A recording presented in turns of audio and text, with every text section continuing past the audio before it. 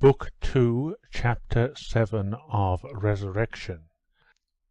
From the crowd assembled in front of the house of the village elder came the sound of voices, but as soon as Nekhludoff came up the talking ceased, and all the peasants took off their caps just as those in Kuzminsky had done. The peasants here were of a much poorer class than those in Kuzminsky.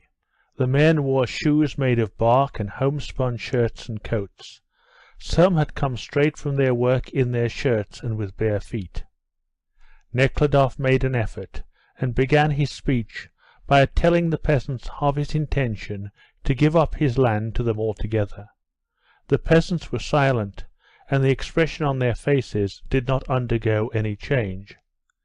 "Because I hold," said Nekhludoff, "and believe that every one has a right to the use of the land." "That's certain, that's so exactly," said several voices. Nekhludoff went on to say that the revenue from the land ought to be divided among all, and that he would therefore suggest that they should rent the land at a price fixed by themselves, the rent to form a communal fund for their own use. Words of approval and agreement were still to be heard, but the serious faces of the peasants grew still more serious, and the eyes that had been fixed on the gentleman dropped, as if they were unwilling to put him to shame by letting him see that every one had understood his trick, and that no one would be deceived by him. Nekhludoff spoke clearly, and the peasants were intelligent, but they did not and could not understand him, for the same reason that the foreman had so long been unable to understand him. They were fully convinced that it is natural for every man to consider his own interest. The experience of many generations had proved to them that the landlords always considered their own interest to the detriment of the peasants. Therefore, if a landlord called them to a meeting and made them some kind of a new offer, it could evidently only be in order to swindle them more cunningly than before. "Well then, what are you willing to rent the land at?" asked Nekhludoff. "How can we fix a price? We cannot do it. The land is yours, and the power is in your hands," answered some voices from among the crowd. "Oh, not at all. You will yourselves have the use of the money for communal purposes." "We cannot do it. The commune is one thing, and this is another." "Don't you understand," said the foreman, with a smile. He had followed Nekhludoff to the meeting. "The prince is letting the land to you for money, and is giving you the money back to form a capital for the commune." "We understand very well," said a cross, toothless old man, without raising his eyes. "Something like a bank. We should have to pay at a fixed time. We do not wish it. It is hard enough as it is, and that would ruin us completely." "That's no go. We prefer to go on the old way," began several dissatisfied and even rude voices. The refusals grew very vehement when Nekhludoff mentioned that he would draw up an agreement which would have to be signed by him and by them. "Why sign? We shall go on working as we have done hitherto. What is all this for? We are ignorant men. We can't agree, because this sort of thing is not what we have been used to. As it was, so let it continue to be. Only the seeds we should like to withdraw." This meant that under the present arrangement the seeds had to be provided by the peasants, and they wanted the landlord to provide them. "Then am I to understand that you refuse to accept the land?" Nekhludoff asked, addressing a middle-aged, barefooted peasant with a tattered coat and a bright look on his face, who was holding his worn cap with his left hand, in a peculiarly straight position, in the same way soldiers hold theirs when commanded to take them off.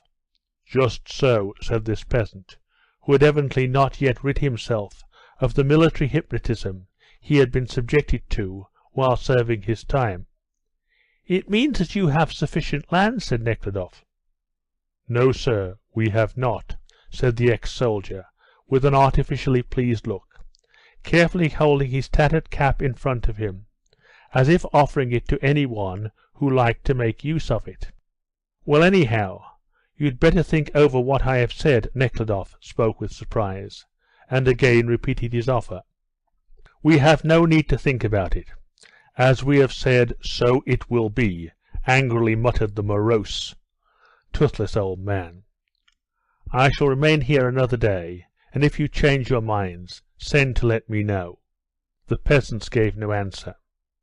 So Nekhludoff did not succeed in arriving at any result from this interview. "If I might make a remark, Prince," said the foreman when they got home, "you will never come to any agreement with them. They are so obstinate. At a meeting these people just stick in one place, and there is no moving them. It is because they are frightened of everything. Why, these very peasants, say that white-haired one or the dark one, who are refusing, are intelligent peasants. When one of them comes to the office, and one makes him sit down to a cup of tea, it's like in the Palace of Wisdom. He is quite diplomatist," said the foreman, smiling. "He will consider everything rightly. At a meeting it's a different man. He keeps repeating one and the same—" "Well, could not some of the more intelligent men be asked to come here?" said Nekhludoff. "I would carefully explain it to them." "That can be done," said the smiling foreman. "Well then, would you mind calling them here tomorrow?" "Oh, certainly I will," said the foreman, and smiled still more joyfully. "I shall call them tomorrow." "Just hear him. He's not artful, not he," said a black-haired peasant with an unkempt beard, as he sat jolting from side to side on a well-fed mare, addressing an old man in a torn coat who rode by his side. The two men were driving a herd of the peasants' horses to graze in the night, alongside the high road, and secretly in the landlord's forest. "Give you the land for nothing?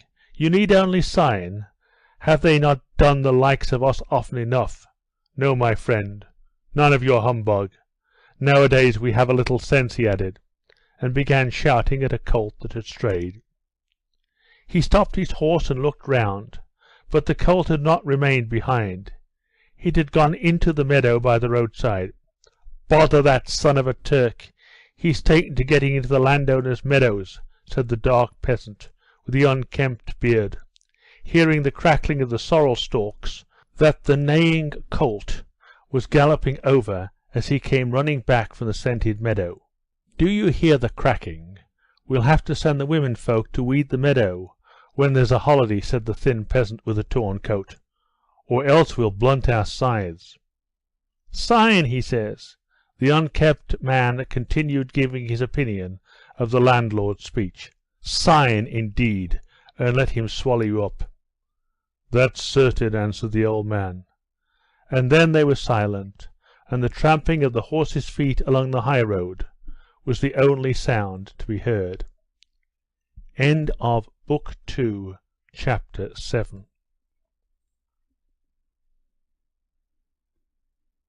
Book 2, Chapter 8 of Resurrection. When Nekhludoff returned, he found that the office had been arranged as a bedroom for him. A high bedstead, with a feather bed and two large pillows, had been placed in the room. The bed was covered with a dark red, double-bedded silk quilt, which was elaborately and finely quilted, and very stiff. It evidently belonged to the trousseau of the foreman's wife. The foreman offered Nekhludoff the remains of the dinner, which the latter refused, and, excusing himself for the poorness of the fare and the accommodation, he left Nekhludoff alone. The peasant's refusal did not at all bother Nekhludoff. On the contrary, though as Kuzminsky his offer had been accepted, and he had even been thanked for it, and here he was met with suspicion and even enmity, he felt contented and joyful. It was close and dirty in the office. Nekhludoff went out into the yard and was going into the garden, but he remembered that night the window of the maidservant's room, the side porch, and he felt uncomfortable, and did not like to pass the spot desecrated by guilty memories. He sat down on the doorstep, and breathing in the warm air, balmy with the strong scent of fresh birch leaves, he sat for a long time looking into the dark garden, and listening to the mill the nightingales, and some other bird that whistled monotonously in the bush close by. The light disappeared from the foreman's window. In the east, behind the barn, appeared the light of the rising moon, and sheet lightning began to light up the dilapidated house, and the blooming, overgrown garden more and more frequently. It began to thunder in the distance, and a black cloud spread over 1/3 of the sky. The nightingales and the other birds were silent. Above the murmur of the water from the mill came the cackling of geese, and then in the village and in the foreman's yard the first cocks began to crow earlier than usual, as they do on warm, thundery nights. There is a saying that if the cocks crow early, the night will be a merry one. For Nekhludoff the night was more than merry. It was a happy, joyful night. Imagination renewed the impressions of that happy summer which he had spent here as an innocent lad, and he felt himself as he had been not only at that, but at all the best moments of his life. He not only remembered, but felt as he had felt when, at the age of 14, he prayed that God would show him the truth, or when as a child he had wept on his mother's lap when parting from her, and promising to be always good, and never give her pain. He felt as he did when he and Nikolenka Ertenieff resolved always to support each other in living a good life, and to try to make everybody happy. He remembered how he had been tempted in Kuzminsky, so that he had begun to regret the house, and the forest, and the farm, and the land, and he asked himself if he regretted them now, and it even seemed strange to think that he could regret them. He remembered all that he had seen today, the woman with the children, and without her husband, who was in prison for having cut down trees in his, Nekhludoff's forest, and the terrible Matrona who considered, or at least talked as if she considered, that women of her position must give themselves to the gentlefolk. He remembered her relation to the babies, the way in which they were taken to the Foundlings' Hospital, and the unfortunate, smiling, wizened baby with the patchwork cap dying of starvation. And then he suddenly remembered the prison, the shaved heads, the cells, the disgusting smells, the chains, and, by the side of it all, the madly lavish city life of the rich, himself included. The bright moon, now almost full, rose above the barn. Dark shadows fell across the yard, and the iron roof of the ruined house shone bright. As if unwilling to waste this light, the nightingales again began their trills. Nekhludoff called to mind how he had begun to consider his life in the garden of Kuzminsky when deciding what he was going to do, and remembered how confused he had become, how he could not arrive at any decision, how many difficulties each question had presented. He asked himself these questions now, and was surprised how simple it all was. It was simple, but he was not thinking now of what would be the results for himself, but only thought of what he had to do. And, strange to say, what he had to do for himself he could not decide, but what he had to do for others he knew without any doubt. He had no doubt that he must not leave Katusha, but go on helping her. He had no doubt that he must study, investigate, clear up, understand all this business concerning judgment and punishment, which he felt he saw differently to other people. What would result from it all he did not know, but he knew for certain that he must do it, and this firm assurance gave him joy. The black cloud had spread all over the sky. The lightning flashed vividly across the yard, and the old house with its tumble-down porches. The thunder growled overhead. All the birds were silent, but the leaves rustled and the wind reached the step where Nekhludoff stood and played with his hair. One drop came down, then another.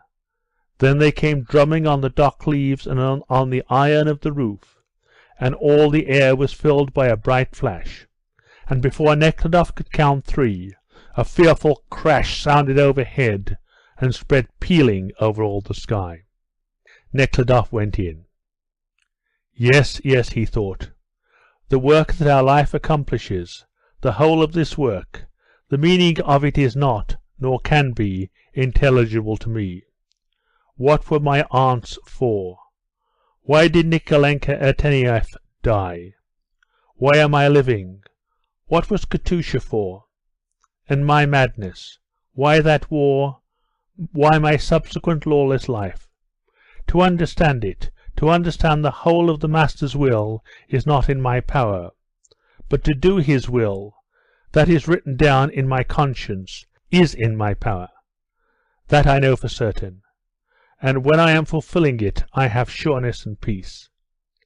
The rain came down in torrents, and rushed from the roof into a tub beneath. The lightning lit up the house and yard less frequently.